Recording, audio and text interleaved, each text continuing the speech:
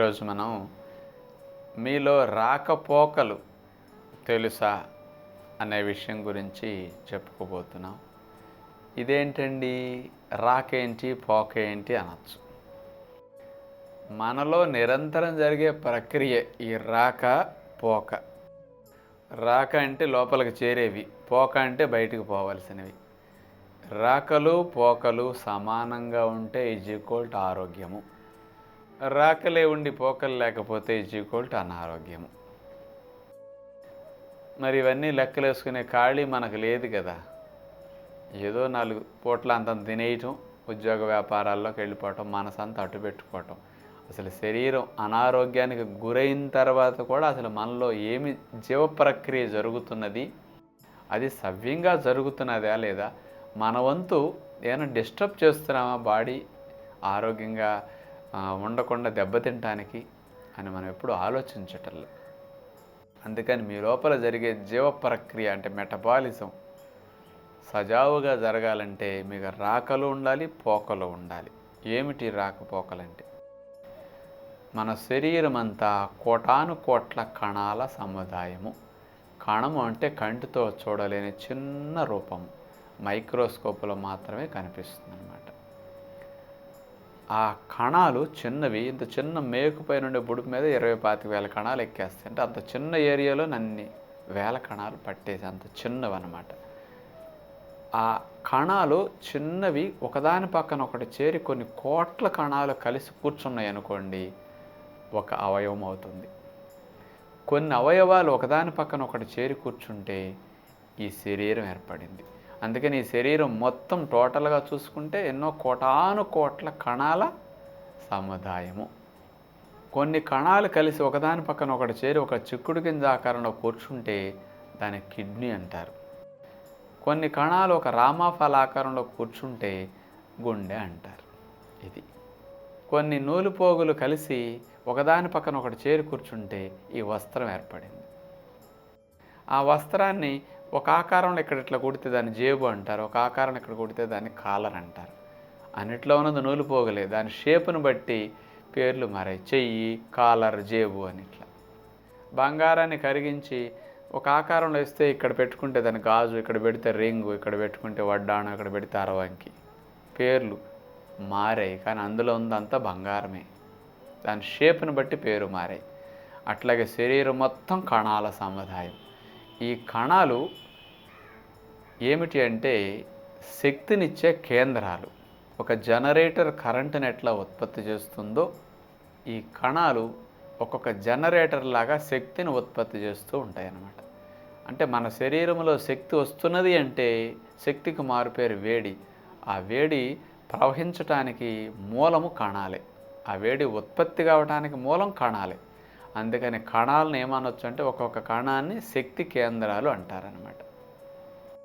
కంటితో చూడలేని చిన్న కణము మన శరీరానికి కావలసిన శక్తిని మొత్తం తయారు చేస్తాయి అన్నమాట, సప్లై చేస్తాయి.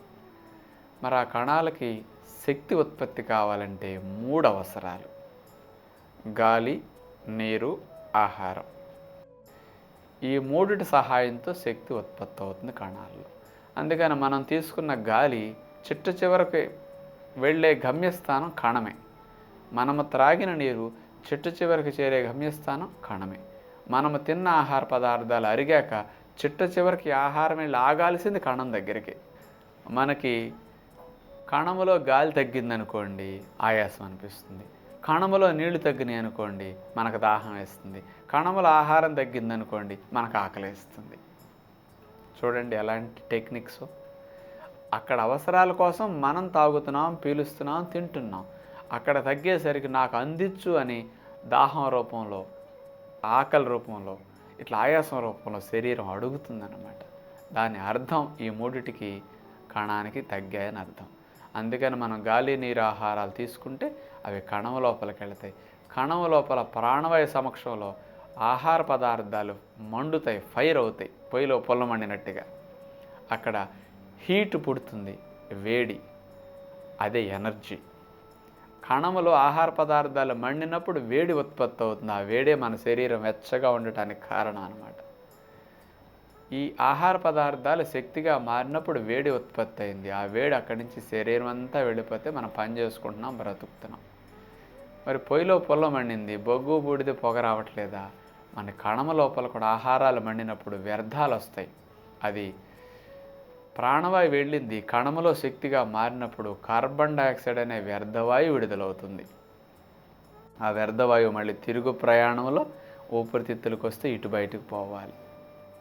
అది నెక్స్ట్, మనం మంచినీళ్ళు త్రాగాం, కణం లోపలికి వెళ్ళాయి, ఎనర్జీగా మారటానికి నీరు ఉపయోగపడిన తర్వాత అక్కడ టెంపరేచర్ కణం లోపల నార్మల్గా ఉండేటట్టు 98.4 ఉండేటట్టు వాటర్ రేడియేటర్లో నీళ్లు ఇంజిన్కి ఎట్లా కూలింగ్ ఇస్తాయి, మన నీళ్లు కణం లోపల టెంపరేచర్ మెయింటైన్ చేయడానికి కరెక్ట్గా ఉపయోగపడి తిరుగు ప్రయాణం నీరు బయటకు వచ్చేటప్పుడు కణం లోపల వచ్చిన వేస్ట్ని నీరు బయటకు పట్టుకొస్తాయి అన్నమాట. ఆ వ్యర్థ నీరు చర్మానికి చేర్చబడితే చర్మం దాని చెమట రూపంలో బయటికి గెంటేస్తుంది. ఆ వ్యర్థాలను మోసుకొచ్చే నీరు కిడ్నీలకు వచ్చినప్పుడు కిడ్నీల నీటిని వడకట్టేసి లోపలుండే వ్యర్థాలన్నింటినీ మూత్రం రూపంలో బయటకు పంపించేస్తుంది. అందుకని మనం వదిలే మూత్రం ద్వారా పోయే చెడు, చెమట ద్వారా పోయే చెడు తయారైంది కణమ లోపల. నెక్స్ట్, ఆహారాలు తిన్నాం, శక్తిగా మారిన తర్వాత వ్యర్థాలు విడుదలవుతాయి, పొయ్యిలో బొగ్గు బూడిదలాగా. ఆ విడుదలైన వ్యర్థాలు మళ్ళీ తిరుగు ప్రయాణంలో వచ్చి లివర్కి వస్తే అది మలం ప్రేగులోకి వదిలేస్తుంది. మనం వదిలే మోషన్ ద్వారా ఈ ఘన పదార్థమైన వ్యర్థం బయటకు వస్తుంది అనమాట. దీన్ని బట్టి మీరు ఆలోచించాల్సింది, రాకల 3: మంచి గాలి, మంచి నీరు, మంచి ఆహార పదార్థాలు కణానికి వెళతాయి. కణంలో శక్తికి మారిన తర్వాత వ్యర్థాలు విడుదలవుతాయి. అవి 3 రూపాల్లో ఉంటాయి. వాయు రూపంలో కార్బన్ డయాక్సైడ్, ద్రవ రూపంలో మూత్రము చెమట, ఘన రూపంలో మలము. రాకల 3, పోకల 3. ఈ రాకలు పోకలు సమానంగా ఉంటే ఆరోగ్యము. రాకలే ఉండి పోకలు లేకపోతే అనారోగ్యము. మరి మీకు రాకలు పోకలు సమానంగా ఉన్నాయా, రాకలే ఉండి పోకలు లేవా? మరి ఎప్పుడన్నా ఆలోచించారా? రాకలు పోకలు సమానంగా ఉంటే లక్షణాలు ఎలా ఉంటాయి? నాలుక మీద పాచి ఎక్కువ పట్టదు, లాలాజలం తీయగా ఉంటుంది. లాలాజలం కూడా ఇట్లా చూసుకుంటే బ్యాడ్ స్మెల్ ఉండదు, మాట్లాడుతుంటే నోరు వాసన రాదు. ఇలా గనక ఉంటే మీ లోపల రాకలో పోకలో బాగున్నట్టు ఈ స్వచ్ఛత తెలియచేస్తుంది. ఈ జీర్ణకోశ సంబంధమైన కణజాలం అంతటికి కూడా స్వచ్ఛంగా ఉంటే ఇక్కడ ఈ వాసనలు ఉండవు. నోరు వాసన వచ్చినా, పాచి ఎక్కువ పడుతున్నా, కంపు కొడుతున్నా, లాలాజలం కూడా బ్యాడ్ స్మెల్ వస్తున్నదంటే ఇంటర్నల్ నీరంతా పొల్యూటెడ్గా ఉంది అని అర్థం. నెక్స్ట్, మూత్రం పోస్తే కంపు వస్తున్నదా, దొడ్డి వాసన వస్తున్నదా నీళ్లు పోసినా? మీ లోపల ఇంటర్నల్ పొల్యూషన్ ఉన్నట్టు. చెమట దుర్వాసన వస్తున్నదా? చెమట బట్టలు విపరీతంగా మనకి పక్కోళ్ళకు కూడా కంపు వస్తున్నాయా? మీ లోపల ఇంటర్నల్ పొల్యూషన్ ఎక్కువ ఉన్నట్లు. ఇక మోషన్ వస్తే మన వాసన మనకే ఇబ్బందికరంగా ఉండి ఘాటైన కంపుతో వస్తున్నదా? ఇక యాసిడ్లు ఫినాయిల్స్ అక్కడ పెట్టాల్సి వస్తున్నదా? మీ లోపల ఇంటర్నల్ పొల్యూషన్ ఎక్కువ ఉన్నట్టు. అందుకని ఇవన్నీ వాసనలు వస్తే మీకు రాకలు ఉన్నాయి, పోకలు లేవు అని అర్థం. ఇలాంటి శరీరంలో అనారోగ్య సమస్యలు వచ్చే రిస్క్ ఎక్కువ ఉంటుంది. భవిష్యత్తులో మొండి రోగాలు వచ్చే రిస్క్ ఉంటుంది. ఇవన్నీ వాసన లేకుండా ఉంటే ఆరోగ్య లక్షణం. ఇప్పుడు మేము ఇట్లాంటి నియమాలన్నీ పాటిస్తున్నందువల్ల మనిషికి రాకలో పోకలో బాగుంటే ఎలాంటి స్వచ్ఛత వస్తుందంటానికి మాకు తెలుసు. ఇది పుస్తకాల్లో ఉండదు, డాక్టర్స్కి ఎక్స్పీరియన్స్ ఉండదు. ఇది నాలుక మీద పాచి పట్టదు, నాలుక గీకపోయిన ఎర్రగా ఉంటుంది. నేను పాచి గీసి 20 ఏళ్ళు అవుతున్నది సుమారుగా నాలుగుకి. బ్రష్ పెట్టకపోయినా, పేస్ట్ పెట్టకపోయినా నోరు వాసన రాదు, లాలాజలం ఎట్లా చూసుకున్నా దుర్వాసన ఉండదు. మూత్రం పోసి నీళ్లు పోయిపోయినా దొడ్డి వాసన రాదు, చెమట దుర్వాసన రాదు, మోషన్ వెళ్తే అసలు స్మెల్ ఉండదు. ఇవన్నీ పరిశుభ్రంగా ఉన్నాయంటే మీ లోపల 70% నీరు, కోటాను కోట్ల కణజాలాలు పరిశుభ్రమైన వాతావరణంలో జీవకార్యం సాగిస్తున్నాయని లక్షణం అన్నమాట. అన్నం మొత్తం ఉడికింది లేనిది ఒక మెతుకు పట్టుకుంటే తెలుస్తుంది. లోపల పరిశుభ్రత వీటిని బట్టి తెలిసిపోతుంది అనమాట.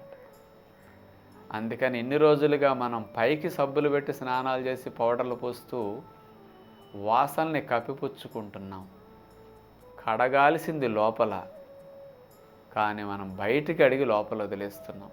అందుకని మనిషి బ్రతుకు పైన పటారం, లోన లొటారం.